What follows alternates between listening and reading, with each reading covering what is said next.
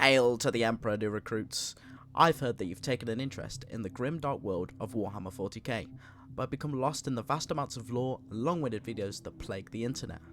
I was once in your shoes, and with this series I shall indoctrinate you in the ways of the Imperium of Man and inform you on the Xenos races that plague our universe, in as short a format as I can manage without skipping too many details. Just don't let me catch you fraternising with them. I honestly struggle to keep up with all the factions, so I categorise them simply as humans, orcs, Tau, Tyranids, Eldari, Necrons, and Chaos. There are some other factions and sub-factions, like the Leagues of Votan, that might deserve their own category, but for the most part, I like to just remember these main ones, and then learn of the various offshoots that don't fit into these as you progress into the lore of the universe. If this is too much for you, this can be further simplified into Imperium of Man, Xenos, and Chaos.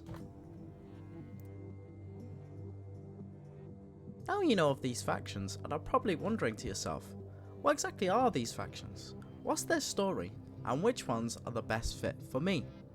The first two questions we will cover over the course of this series, but for now let's tackle which one is the best for you. The best advice I can give you is to pick based on, well, whatever one sticks out the most to you. That's actually how I started the hobby. You see, I was at the local Warhammer store with my buddies, who were encouraging me to get into Warhammer 40k, but I didn't really like the looks of the models. I was more interested in Sylvaneth from Age of Sigmar, because, well, who doesn't like cool true people, am I right?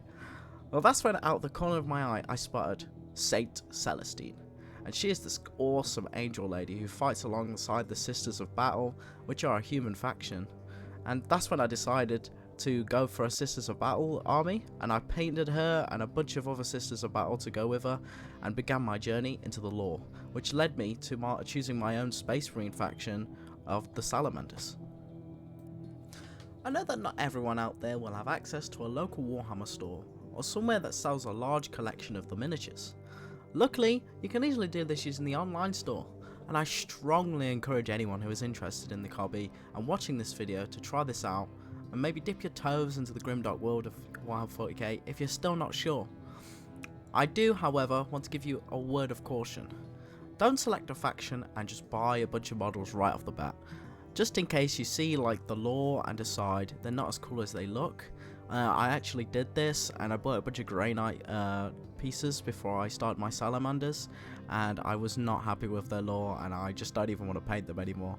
If you do want to try your hand at painting and assembling something, then I would say to buy a smaller box of standard troops that you could paint in any faction, like standard Space Marines, or maybe a named hero like I did, Saint Celestine, as that way even if you're not happy with the faction later on, you will still have a cool miniature for your collection, or at least that's my personal preference. If you've got the money and want to throw caution to the wind, then you do you, little buddy.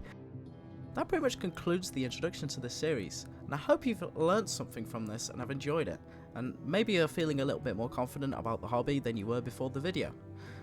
If you want to stick around, in the next set of videos I shall dive more into depth of each faction and some of the key individuals of the universe. Maybe then that will help you choose a faction and start painting and playing. If you did enjoy the video, I would appreciate if you could leave a comment, especially if you have any improvements, and I would also appreciate if you point out something I may have missed or that I could cover in the future, especially if you're well versed in the universe. Until next time, recruits, courage and honor.